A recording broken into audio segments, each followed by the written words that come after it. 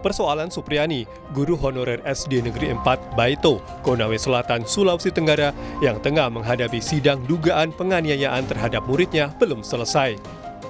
Kini, dia juga harus menghadapi somasi Bupati Konawe Selatan karena mencabut surat kesepakatan damai dengan orang tua siswa yang diduga dianiaya. Surat kesepakatan damai sempat ditandatangani oleh Supriyani saat pertemuan 5 November 2024. Supriyani mencabut surat kesepakatan damai karena merasa tertekan sehingga tidak sempat membaca dan memahami isi surat. Pertemuan Supriyani dengan Aibda Wibowo diinisiasi oleh Bupati Konawe Selatan dan Supriyani mengaku memberikan tanda tangan terhadap surat pernyataan berdamai. Isi percakapan Pak Bupati itu ya untuk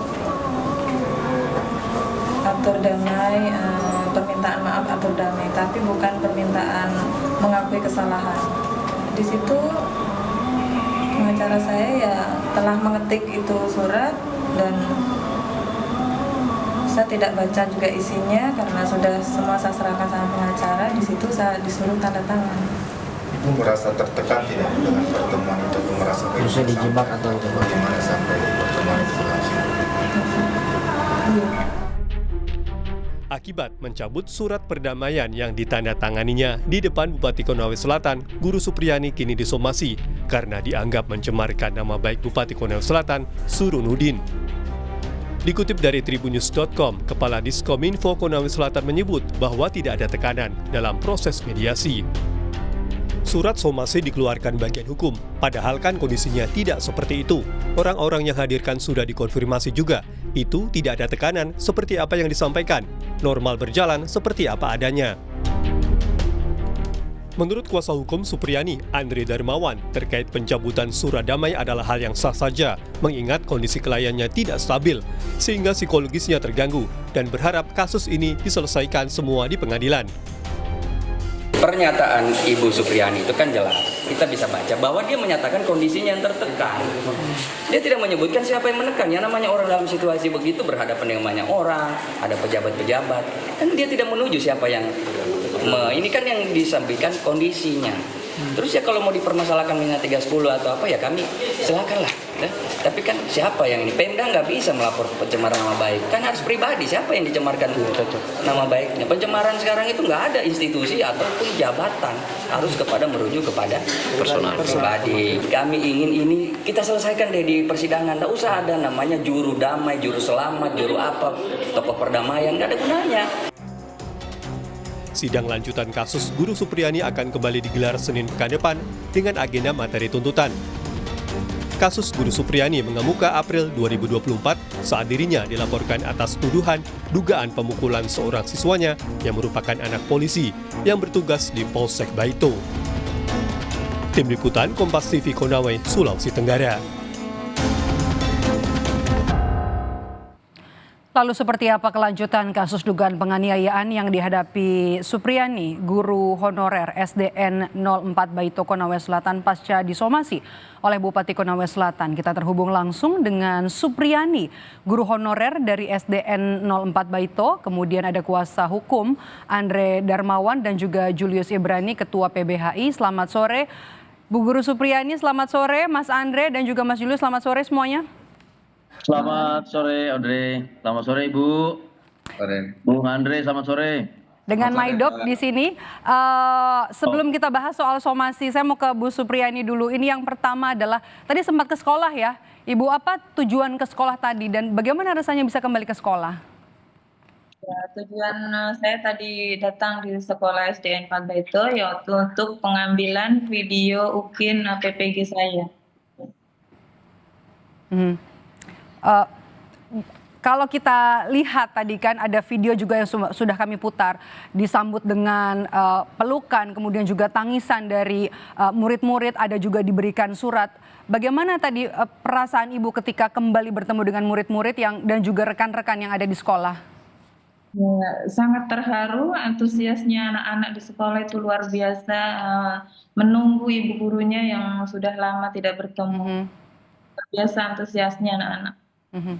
Ibu senang Bu bisa kembali ke sekolah? Ya, senang. Alhamdulillah bisa kembali di sekolah. Oke, baik. Yang terbaru adalah Ibu mencabut surat damai dan disebut tidak membaca isi surat sama sekali. Bisa diceritakan Bu, memang ada tekanankah di balik surat damai ini? Ya, kemarin tuh tidak ada yang menekan dan tidak ada yang memaksa saya. Oke. Ya, namun di balik itu semua batin saya yang tertekan. Oke. Kuasa hukum Ibu Supriyani, Mas Andre, apa kemudian langkah hukum selanjutnya setelah somasi dari Bupati ini? Iya, somasi itu memang kami terima kemarin ya. Juga menurut sesuatu yang tidak berdasar karena kan mereka mempermasalahkan pencabutan itu ya, pencabutan kesepakatan damai. Jadi Ibu Supriyani memang pada saat itu merasakan kondisi yang tertekan ya dan terpaksa karena memang pada saat itu banyak pejabat-pejabat yang hadir dan kesemuanya itu sepertinya mengarahkan supaya Ibu Supriyani berdamai dan menghentikan semua proses hukum yang sementara berjalan. Nah sementara kan ini Ibu Supriyani kita sementara proses persidangan untuk membuktikan Ibu Supriyani tidak bersalah, kemudian juga kita lagi di proses laporan kode etik pelanggaran ya, baik itu di kejaksaan maupun di kepolisian, sehingga sebenarnya upaya-upaya damai yang dilakukan kemarin itu kalau menurut kami sih lebih kepada sesuatu yang sangat merugikan Ibu Supriyani, seperti itu. Oke. Langkah selanjutnya setelah ada somasi ini bagaimana?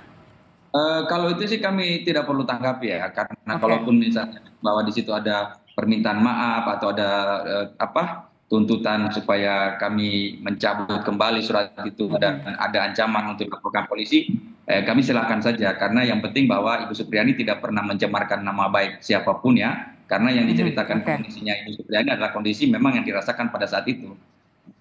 Oke, saya mau ke Mas Julius. Bagaimana tanggapan Anda melihat somasi yang muncul di tengah jalannya sidang? Ini kasusnya juga kontroversial. Kemudian di tengah jalan, di tengah persidangan ada somasi dari Bupati. Ya, pertama itu jelas membuktikan bahwa kasus Ibu Supriyani ini menggambarkan adanya ketimpangan ya antara mereka yang berkuasa, kekuasaan dan rakyat biasa, begitu ya. Jadi sejak awal bagaimana pelapornya adalah dari pihak kepolisian, lalu prosesnya begitu cepat sampai kepada persidangan dibantu oleh jaksa dan tidak diusahakan untuk dihentikan oleh jaksa maupun hakim, itu sudah menunjukkan betapa timpangnya relasi antara kekuasaan dan rakyatnya. Itu yang pertama ya. Yang kedua adalah tadi saya mau merespon meskipun Ibu Supriyani mengatakan tidak ada satupun yang menekan secara personal, tidak ada satupun yang mengintimidasi, tapi gambaran itu hadir. Ya seperti poin pertama yang saya jelaskan ketika dalam pertemuan itu dihadiri pihak-pihak kekuasaan gitu ya, struktur negara di situ, lalu ada Ibu Supriyani seorang warga negara biasa mungkin dengan pendampingnya dan isinya adalah untuk mencapai satu kesepakatan. Bagaimana bisa mencapai kesepakatan dalam satu posisi yang timpang, ini saja sudah tidak rasional. Jadi saya pikir sekali lagi somasi yang dilayangkan oleh institusi, ingat ya, somasi itu institusi bukan dari personal, karena dari biro yang turun pemerintah daerah, betul menggunakan kekuasaan pemerintahan daerah. Itu sudah menjadi bukti kali kedua bahwa dalam kasus Supriyani ketimpangan struktural antara rakyat biasa dengan negara yang kemudian menunggangi proses hukum itu kental sekali. Jadi saya pikir saya mengatakan bahwa ini bukan lagi kita bicara bagaimana perdamaiannya, bagaimana proses sidangnya. Kalau tadi Bung Andre mengatakan kita jalani persidangan, betul itu secara normatif. Tapi ketika ketimpangan struktural ini telah menunggangi proses hukum, saya pikir dengan segala cara apapun kekuasaan tertinggi presiden harus mengatakan proses hukum harus dihentikan. Atas nama apa? Atas nama kesetaraan dan atas nama perlindungan terhadap guru dan juga perempuan. Tapi Anda melihat dari awal kasus ini memang layak naik ke pengadilan? Kalau menurut saya jelas tidak. Pertama begini, saya mau lihat begini. Dalam kasus-kasus yang sifatnya dugaan kekerasan antara guru dan juga kepada murid, yang pertama kali dikedepankan itu tidak boleh keterangan. gitu ya. Karena keterangan dari saksi, keterangan dari para pihak yang terlibat itu dapat dipengaruhi oleh faktor apapun. Terlebih lagi keterangannya dari orang yang berkepentingan, terlapor ataupun pelapor. Satu-satunya bukti yang bisa didorong untuk dilihat secara objektif adalah scientific evidences. Nah, alat-alat bukti saintifik ini dari awal tidak terlihat gitu. Oleh karena itu kalau saya perhatikan kemarin ada dokter forensik mengatakan bahwa secara saintifik luka dengan model sedemikian bisa saja dengan alat yang lain, dengan metode pendekatan tindakan yang lain bisa terjadi gesekan, bukan pukulan dan segala macam. Artinya kan ini scientific evidences yang tidak dipertimbangkan di awal sampai harus diperiksa pada saat persidangan. Jadi di situ letak banyak terletak. Baik, oke. Kalau dalam bahasa pembuktian adalah dia tidak mampu mencapai standar beyond reasonable doubt sehingga pembuktian harus maksimal gitu. Nah, termasuk juga bukti-bukti yang sudah terbukti ya di muka sidang soal pernyataan dari keterangan dari ahli forensik soal luka ternyata bukan karena luka bekas pukulan sapu. Betul sekali, bisa terjadi dalam bentuk tindakan-tindakan yang lain dengan alat-alat yang lain yang bahkan berbeda dengan alat yang diduga kuat sebagai alat bukti. Oke, baik Mas Julius. Saya ke Mas Andre lagi. Mas Andre, kemudian bagaimana langkah yang sudah disiapkan oleh kuasa hukum untuk menjalani sidang? Apakah kemudian ada bantuan-bantuan dari pihak-pihak lain untuk membantu membuktikan bahwa Ibu Guru Supriyani ini tidak bersalah dalam kasus ini? Ya, sidang pembuktian sudah selesai ya. Sudah selesai, kemudian kita akan menghadapi sidang tuntutan dari jaksa hari Senin ya.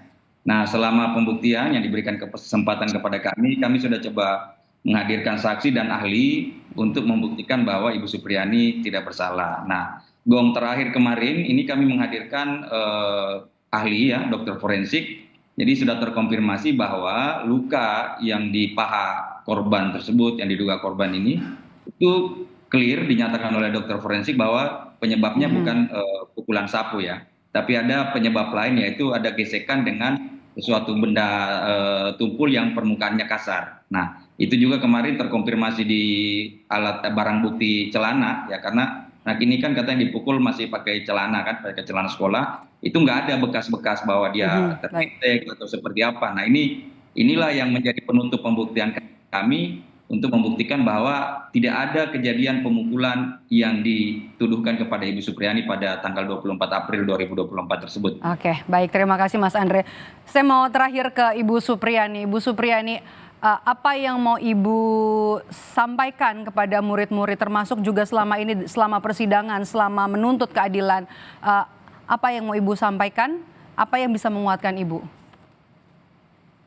Untuk anak-anakku semua yang ada di sekolah, tetap menunggu Ibu Guru kembali di sekolah SD 4 Baitu. Selama ini apa Bu yang menguatkan Ibu? Anak-anak yang selalu sabar dan antusias itu luar biasa. Ya, itu yang bikin saya. Oke, baik. Baik, terima kasih sudah bergabung bersama kami di Kompas Petang hari ini. Ibu Supriyani, kuasa hukum, dan juga Mas Julius sudah bergabung bersama kami. Sehat selalu semuanya.